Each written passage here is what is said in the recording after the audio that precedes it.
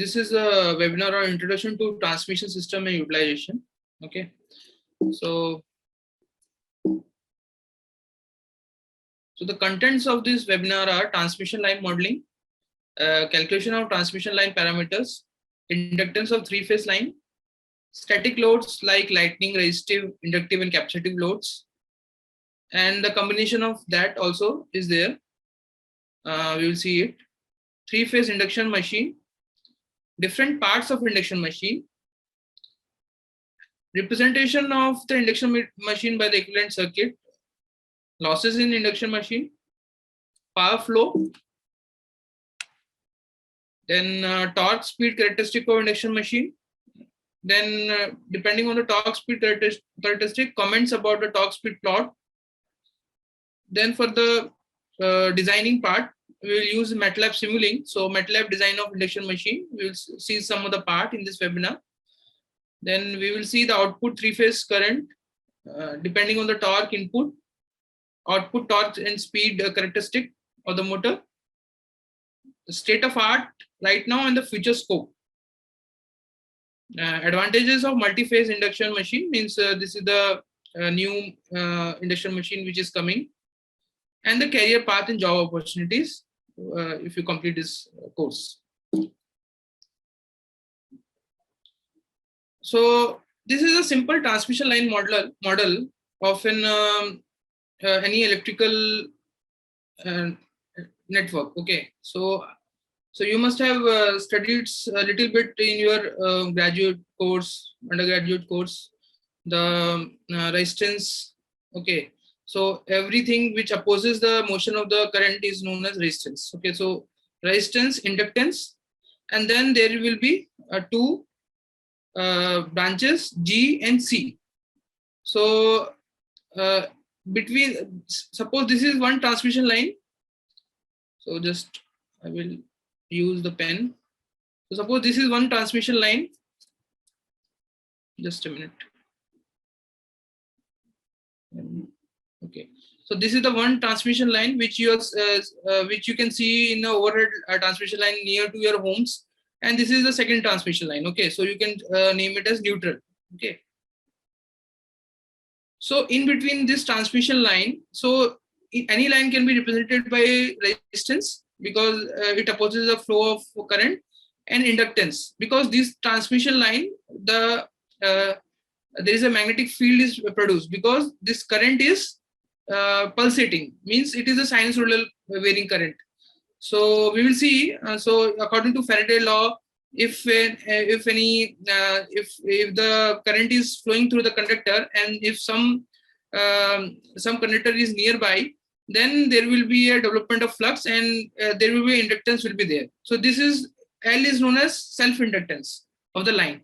Okay, so the line can be represented by R and L, and when you see in the overhead line, there will be air will be there in between the two lines. Okay, air or any medium. Okay, so for generalized case, we will use medium, any medium. So in between that medium, there will be capacitance will be there because this conductor is the metal. This is also a metal, and in between that there is an dielectric medium is there. So we will have a capacitance, and if there is a leakage current, so leakage current will be there because sometime what happens, the dielectric may not be very strong. Okay, so there will be some leakage current. So we have to minimize this leakage current. So to model the leakage current, we are using this G term. This is known as conductance term. Okay, so any transmission line has R, L, G, and C parameters associated with it. Okay.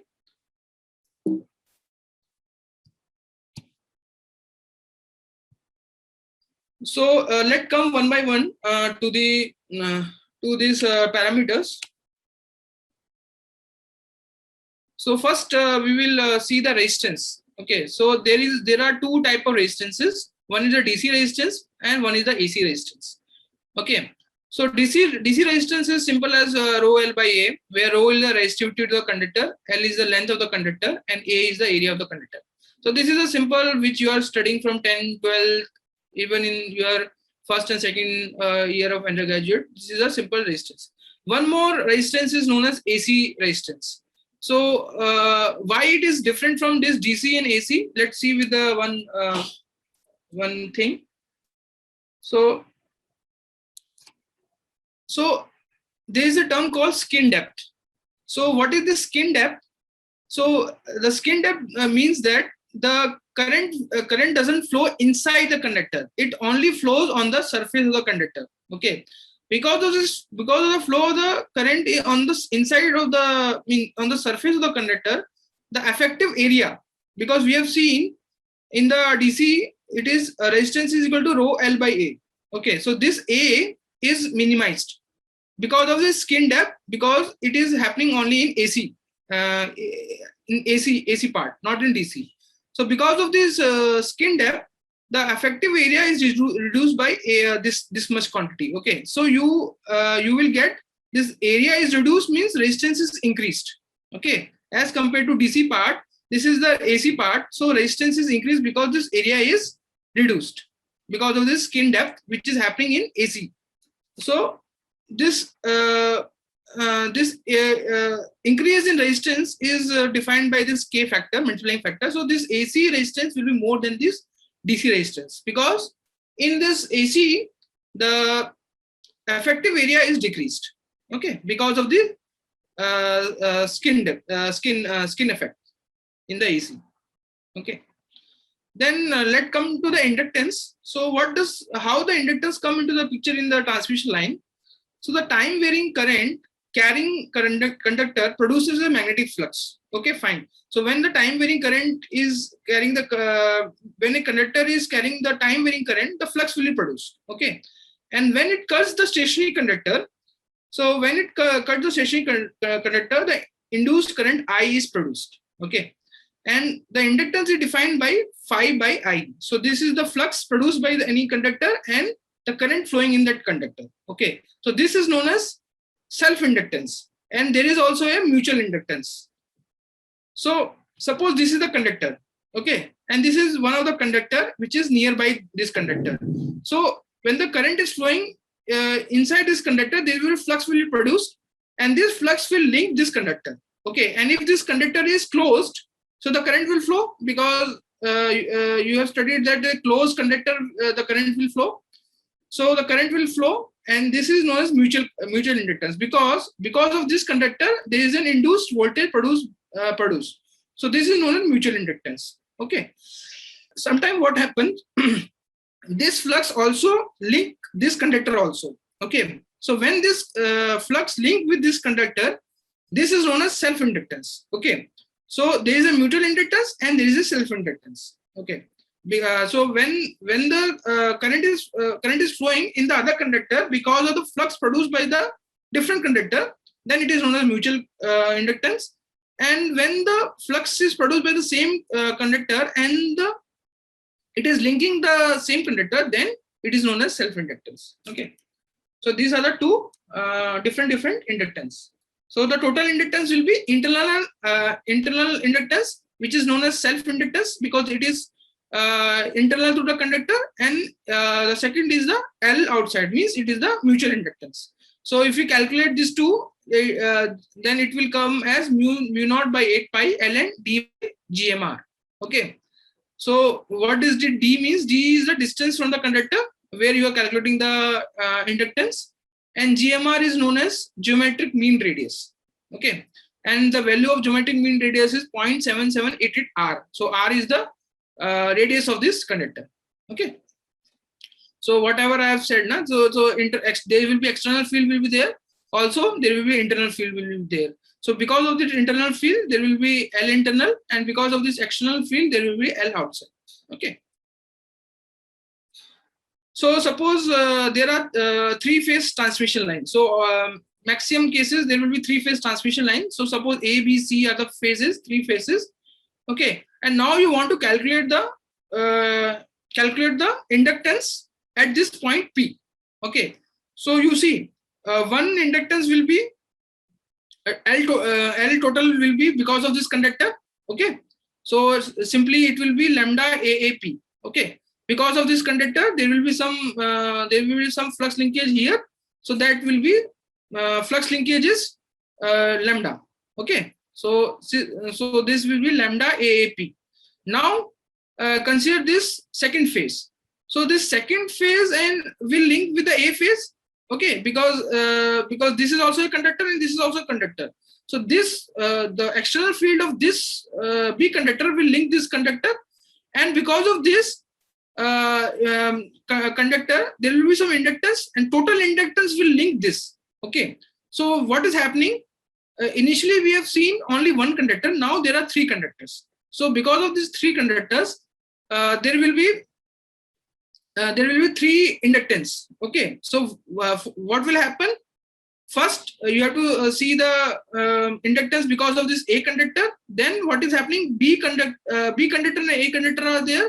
So there will be some inductance because of this B conductor on A, and the A itself is having some conductance. This will link with the P. Okay. Now we will consider this C.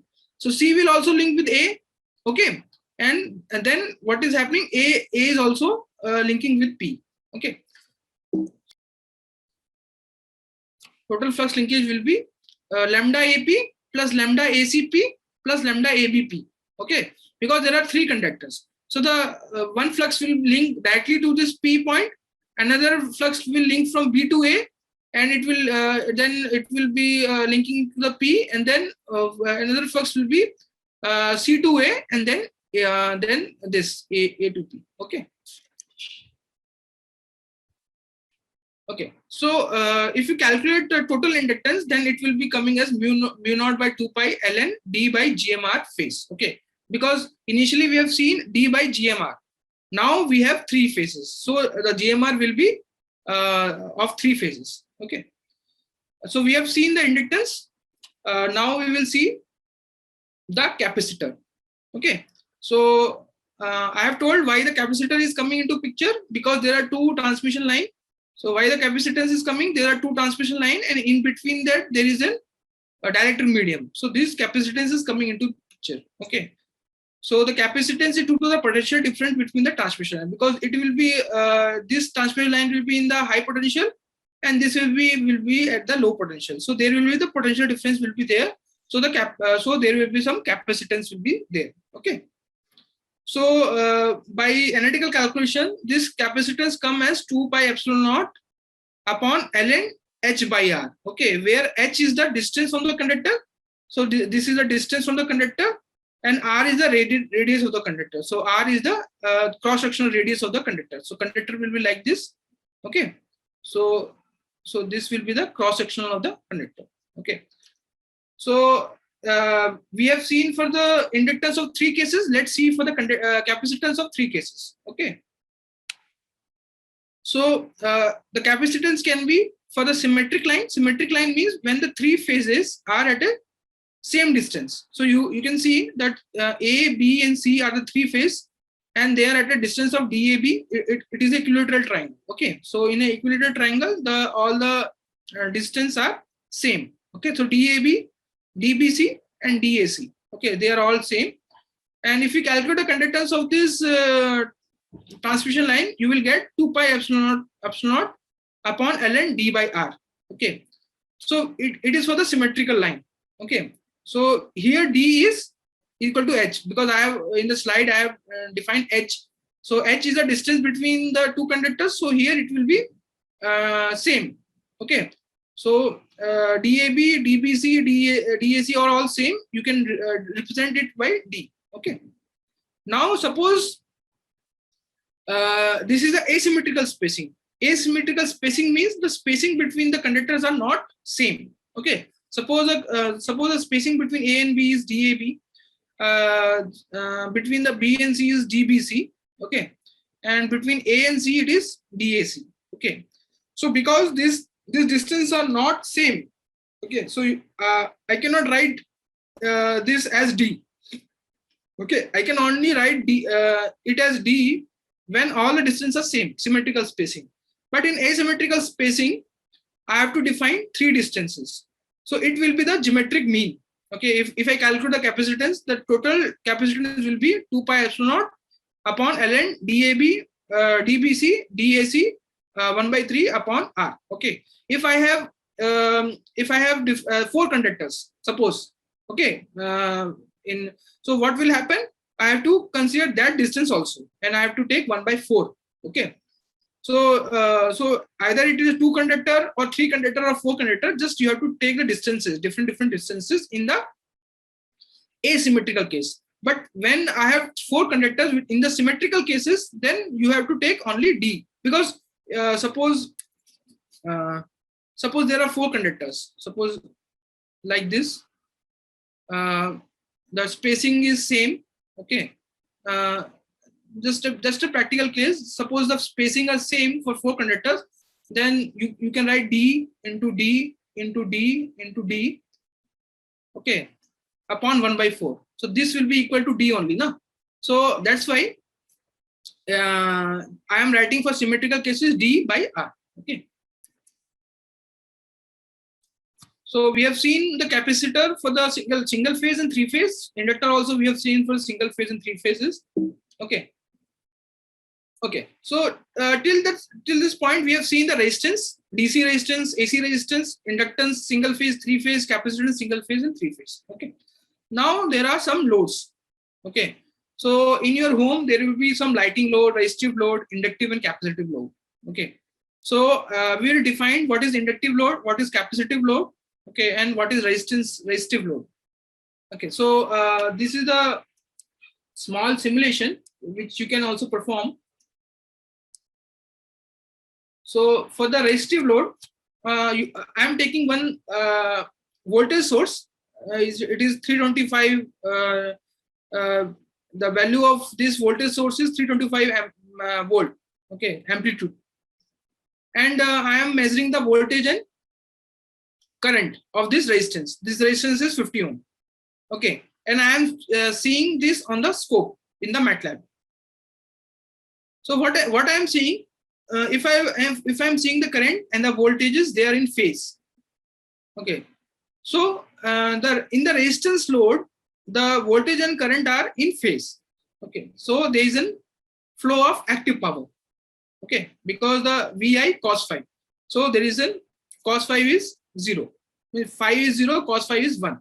So that's why there is a flow of active power. Okay. Now you consider an inductive load. So what I have done, in place of resistance, I have replaced it by the inductor. Okay. So when I replace this by inductor, then also I will measure the voltage and current. So what I am seeing, this is the current waveform and this is the voltage waveform. So you see at this instant the voltage is leading the current. Okay, in the inductor. Okay, here also you can see at this here it is 0, here it is maximum. Voltage is maximum, current is 0. So in inductor, always if it is a pure inductor, then the current is lagging the voltage by 90 degrees. So the active power VI cos phi will be 0. There will be reactive power. Okay. So reactive power will be absorbed by the load, always absorb the power. Okay. So you can see the active power is 0. There will be reactive power. Okay. So the load will absorb the reactive power. So inductor will absorb. Okay. Because VI sin phi. So sin is 90. So it will be VI. Okay. Excellent. Now I'm considering the capacitive load. So I have put this resistance because in MATLAB simulation, you cannot directly connect the capacitor to the voltage source. So you can put a small resistance. Suppose 1 ohm resistance you can put to simulate this circuit in your MATLAB. Okay. So in the capacitive load, so I have put one capacitive load. What I am seeing, if I measure the current and voltage, I am seeing the current is leading the voltage. Opposite of that, inductor. So when this is opposite means capacitor will always supply the reactive power. Okay. So when there is the demand of reactive power in home, in industry, you must have heard capacitive banks are installed in the industries. So what does capacitive bank does? It supplies the reactive power to the supply or to the grid. Okay.